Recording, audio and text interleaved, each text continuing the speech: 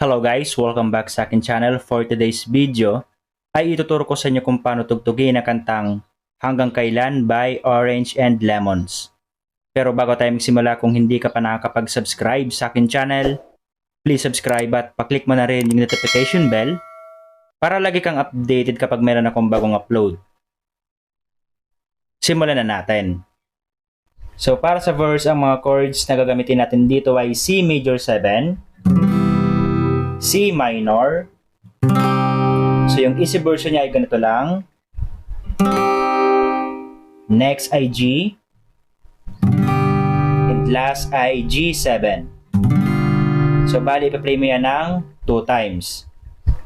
Ang gagamitin natin na strumming pattern dito ay down, down, up, up, down, down. Play natin yung verse. 1, 2, 3, go! Labis na naiinip ay naya mo sa bawat saglit.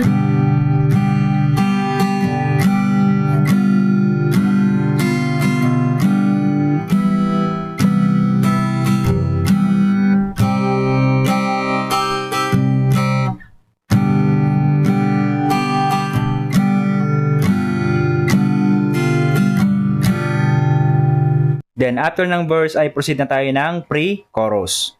So yung chords natin sa pre-chorus ay C major 7, C minor, G, E minor, A minor, C minor, at F.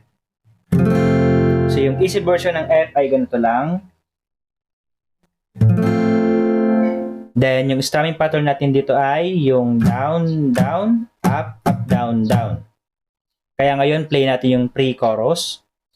1, 2, 3, go! Umuwi ka na, baby,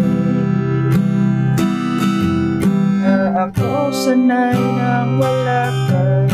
Mahirap ang mag-isa, at sa gabi naman Then after ng pre-chorus ay proceed na tayo sa chorus. So yung chords natin para sa chorus ay C major 7 at G. Bali, play mo yan ng 3 times at pagkatapos ay C minor, G, at G7. So yung strumming pattern natin dito ay yung down, down, up, up, down, down. Kaya ngayon, play natin yung chorus. 1, 2, 3, go!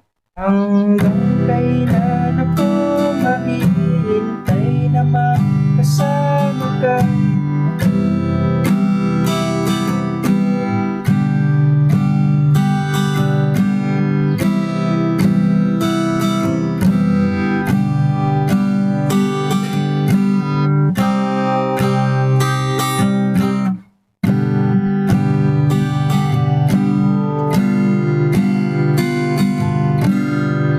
Then pagkatapos nyan ay proceed ka na sa verse 2. Then another pre-chorus and pagkatapos ay yung bridge. So yung chords natin para sa bridge ay C major 7 at G. Bali, play natin yan ng 4 times. Then yung strumming pattern natin dito ay yung down, down, up, up, down, down. Kaya ngayon, play natin yung bridge. 1, 2, 3, go! Umuwi ka na, baby, na baby,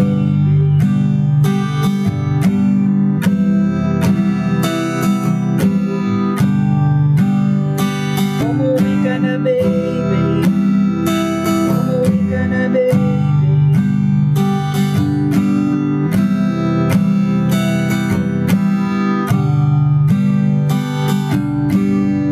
So ganun lang tugtugin ang kantang Hanggang Kailan. Kaya kung nagustuhan mo, please like and share this video. Maraming salamat po sa panonood and enjoy!